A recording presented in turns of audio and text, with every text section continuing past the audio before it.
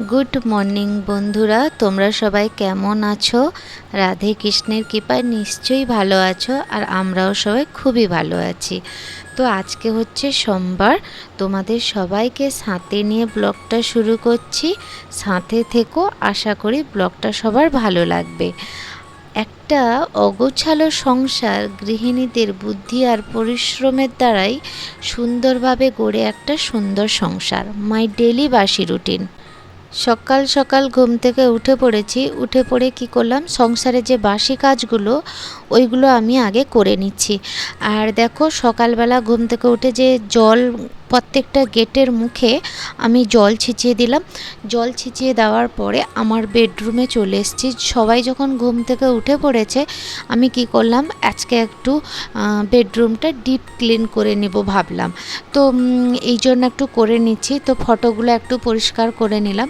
তারপরে আমার বেডটা একটু পরিষ্কার করে নিচ্ছি। তো বেডটাও পরিষ্কার করে নিয়েছি। এবার বেডশিটটা একটু পরিষ্কার করে নেব। তো বেডশিটটাও ঝেড়ে দিলাম। বেডশিটটা চেঞ্জ করলাম না কেন, যেহেতু আমি কালকেই বিছিয়েছি, এই জন্য আর চেঞ্জ করলাম না। আর বেডেও এতটা ময়লাও ছিল না, ক্লিন করে নিলাম। আর এই বেডশিটটা কি বলো তো, মানে সিঙ্গেল বেডশিট, আর পুরো আমার বেডে পুরো কমপ্লিট হয়নি। মানে এদিকে টানবো তো ওদিকে আসে, ওদিকে টানলে এদিকে আসে। তো দেখো, ওটা আমি ঠিকঠাকভাবে পাতিয়েছি। শোকেসটাও পরিষ্কার করে নিচ্ছি। তো দেখো, আমি এক সপ্তাহ অন্তর সব জিনিসগুলো আমি একটু করে করে পরিষ্কার করে রাখি বলে এতটাও ময়লা হয় না। তো দেখো, শোকেসটা আমার উপরের স্টেপটা পরিষ্কার করে নিয়েছি। তারপরে এই যে গণেশ ঠাকুরটা আমার হাতে দেখছো না, এটা আমার ছেলের জন্মদিনে গিফট করেছিল তার বন্ধু। এটা কি জানো তো, নাইট বাল্বের মতো, মানে প্লাগে জেকে দিলে নাইট বাল্ব জ্বলে আর কি। তো আমার সেখানে বোর্ডের সিস্টেম নেই বলে আমি জ্বালাতে পারি না। আমি এই জন্য কী করেছিলাম, শোকেসের মাথার উপরে রেখে দিয়েছি। তো ভালো লাগছে দেখতে, ওই জন্য শোকেসের উপরে রেখেছি। তো দেখো, আমি এবার ঘরে ঝাড়ুটা লাগিয়ে নিচ্ছি। প্রথমে বেডরুমটা ঝাড়ু লাগিয়ে নিচ্ছি। ঝাড়ু লাগিয়ে নিয়ে তারপরে ডাইনিং রুমটা ঝাড়ু লাগিয়ে বাইরে ঝাড়ুর নোংরাগুলো ফেলেছি। তারপরে কি করলাম, ঝাঁটাটা নিয়ে বাইরে ঝাড়ুটা লাগিয়ে দিচ্ছি। তো আমার বাইরেটাও দেখো সবসময়ই পরিষ্কার পরিচ্ছন্ন থাকে, কেননা আমি পরিষ্কার করে রাখি বলে। আর জল দিয়েও ধুয়ে দিই। আজকাল ধুবো না কেন বলো তো, সকালে ঠিক রোদ হচ্ছে, আবার ঠিক কিছুক্ষণের পরে বৃষ্টি চলে আসছে, তো ওই জন্য আর ধুবো না। বাইরে ঝাড়ু লাগানো কমপ্লিট হয়ে গেছে। এবার কি করলাম, আমি বেডরুমটা মুছে নিচ্ছি। তো বারান্দা মুছে নিয়েছি, তারপরে ডাইনিং রুমটা মুছে নিয়ে একটা রুমে বেডরুমটা পরিষ্কার করে নিয়ে আর একটা সেকেন্ড বেডরুমে চলে যাব। তো দেখো, আমার মোছাও হয়ে গেছে। যে দিদিভাইরা এত সুন্দর সুন্দর কমেন্ট করে, তো ওদের নামগুলো এবার নিয়ে নিচ্ছি। তো মৌ সোনা ব্লগ, উনি কমেন্ট করেছে, খুব সুন্দর হয়েছে, নতুন বন্ধু হয়ে পাশে থেকে গেলাম, আর আমার পরিবারে আমন্ত্রণ রইল। নিশ্চয়ই দিদিভাই, তোমাদের পরিবারেও যাব। আর এত সুন্দর কমেন্ট করার জন্য থ্যাংক ইউ। আর একজন দিদিভাই কমেন্ট করেছে, পূজা ডেলি ব্লগ 119 করে দিলাম, তোমার অপেক্ষায় রইলাম দিদিভাই, পাশে থেকো। আর আমরাও পাশে আছি অবশ্যই। একে অপরের পাশে থাকলেই তো তবে গিয়ে সবাই একসাথে এগাতে পারবো, তাই না? তো অবশ্যই পাশে থাকবো দিদিভাই। থ্যাংক ইউ দিদিভাই এত সুন্দর কমেন্ট করার জন্য।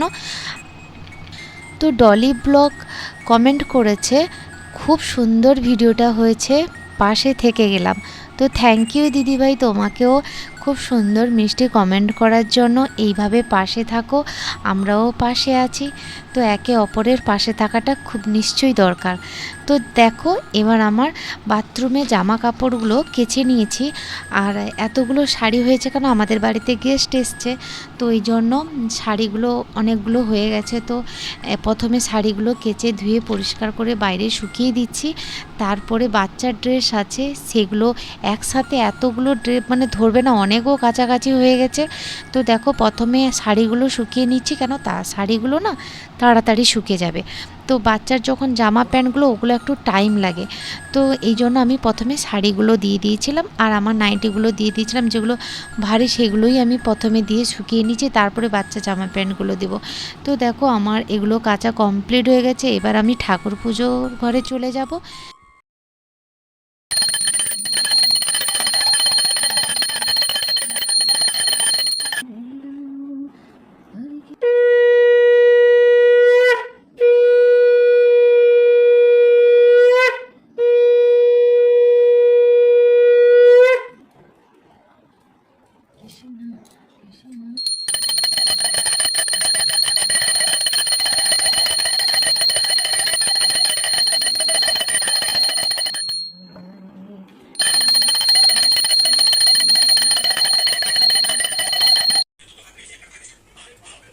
তো দেখো বন্ধুরা, আমার রান্নাও কমপ্লিট হয়ে গেছে।